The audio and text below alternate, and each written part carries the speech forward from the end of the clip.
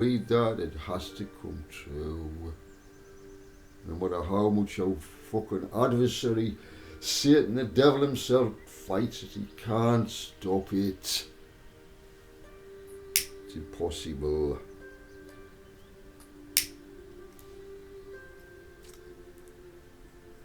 Aye. Okay then now.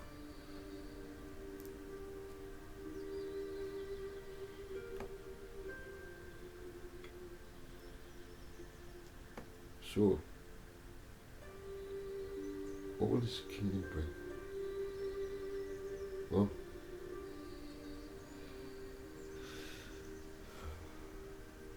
all governments put their policies forward for vote. Well, if you think about it, the prophets depict a coming age, right? A coming age. If we check Isaiah 2 verse 4, we'll see what that means. And Isaiah 11 is very famous, 6 and 9. 6 to 9. Yeah? Basically underscores the Messiah's rule. Mashiach. If you've got an American accent and you say Mashiach, it sounds much better than Mashiach, doesn't it? It's just an accent.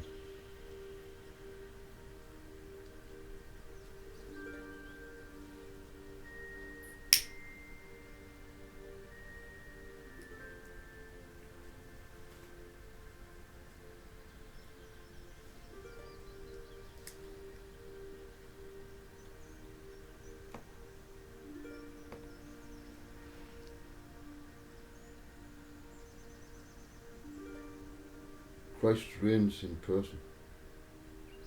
Christ reigns in person. Now this text emphasizes that Christ himself, risen, glorified, and entirely sovereign, will reign. There is no doubt. He's reigning within you. Once we get this, it's a resurrection. It is an understanding.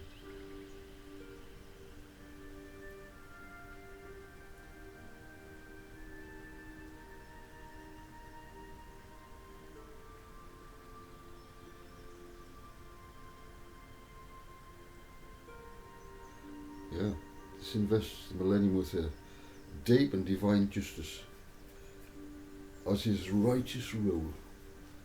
Excuse me. Oh, it's itchy. I'm nearly finished, by the way. Yeah.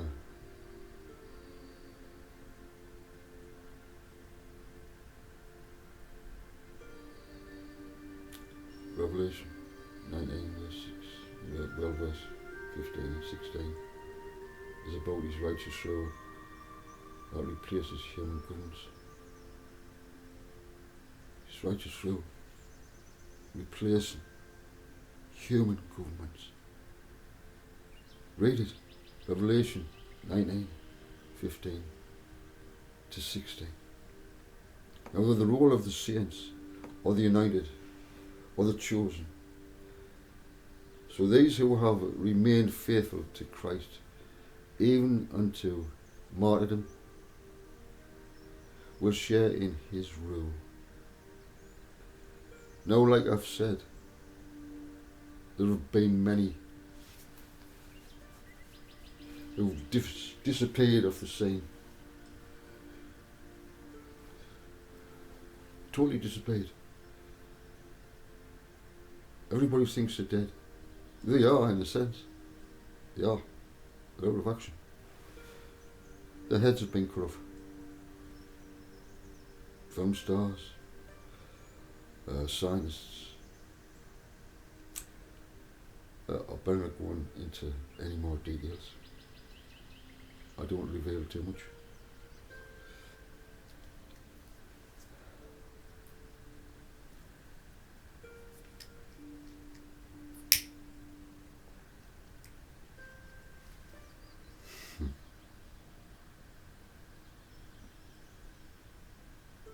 So faithful like believers, we read about faithful ones here, from all ages, experience resurrection to the reign alongside him. This is children. Suddenly being enlightened. It can happen among a family of people, and the child can be so enlightened ahead of the parents. This is what's happening.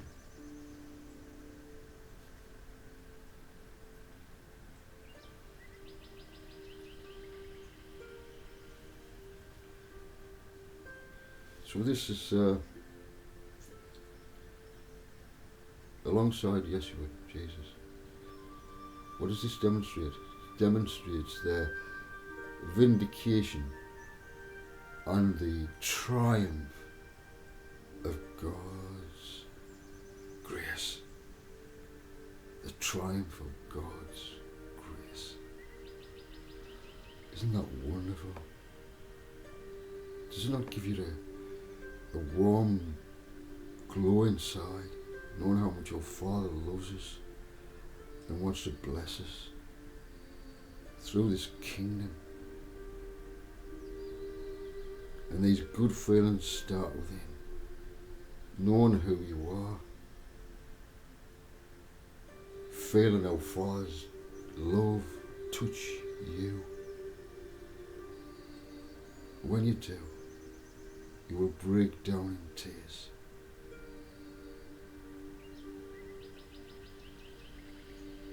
For the love expressed by your Father to you.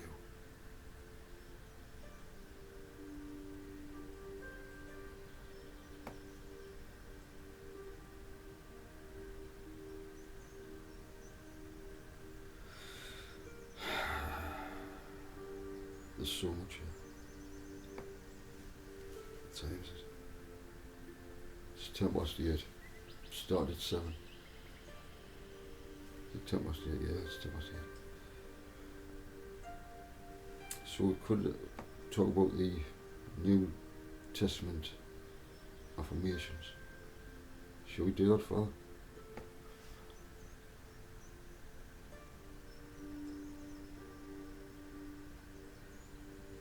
Alright.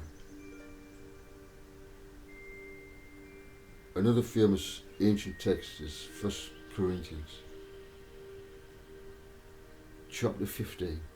It's a wonderful chapter, this one. Not a lot of people fully understand it. Chapter 15 verse 24, 25. It indicates that Christ must reign until he has put all enemies under his feet. And there's a massive enemy that's under my feet, that will be under my feet. The pain of death. My beautiful, beautiful mother.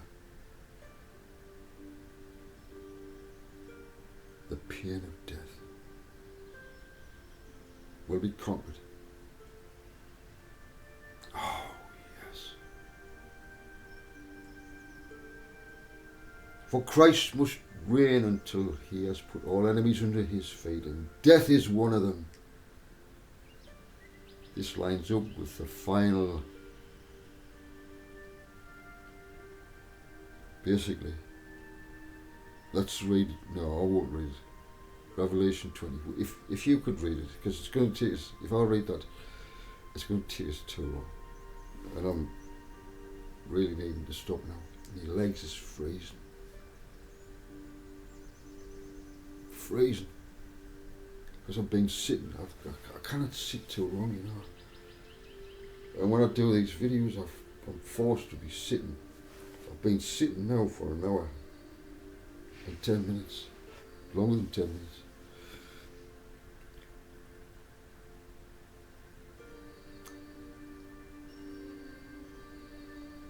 Now throughout the Gospel, Jesus speaks of the kingdom. Throughout the Gospel. As if it's already at hand. What? Speaking as if it's already at hand.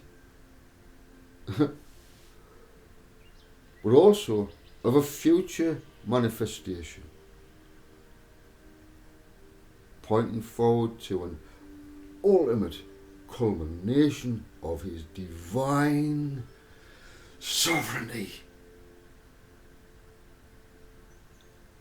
It's going to happen whether the world is ready, whether it wants to accept it or not.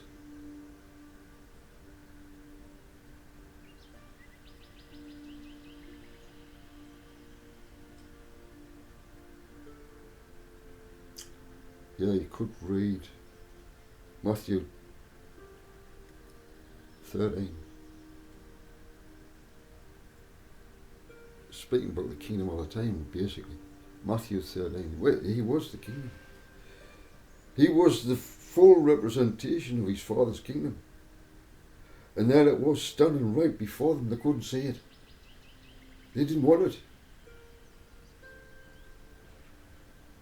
They didn't want it. And it's no different today. Listen. If Jesus, Yeshua, walked into Jerusalem right now and did what he did before, would they recognize the Mashiach, the Messiah? No. Why? Simply because what they desire in kingdom is not what Jesus brings. So therefore, Jesus' kingdom is no part of them. Do you get it? Does that make sense?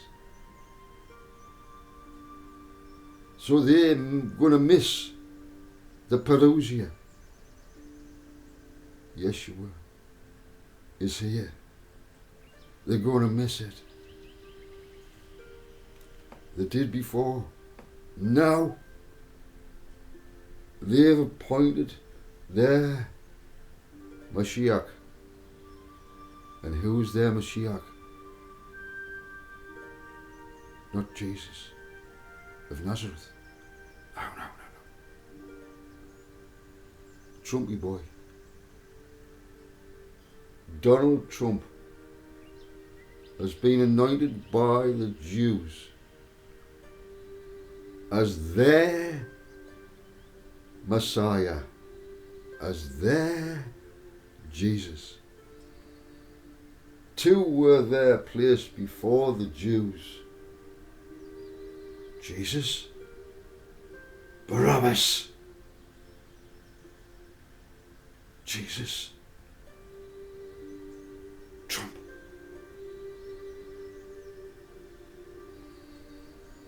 Jesus of Nazareth.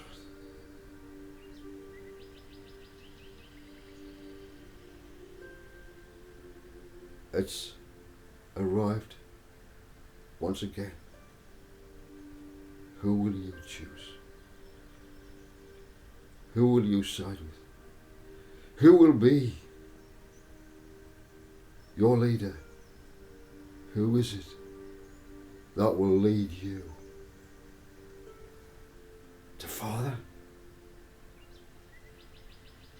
My Father, oh Father. Or lead you to another Father, his Father. Who is his Father? Who is my Father? Who is his Father? His Father is the devil.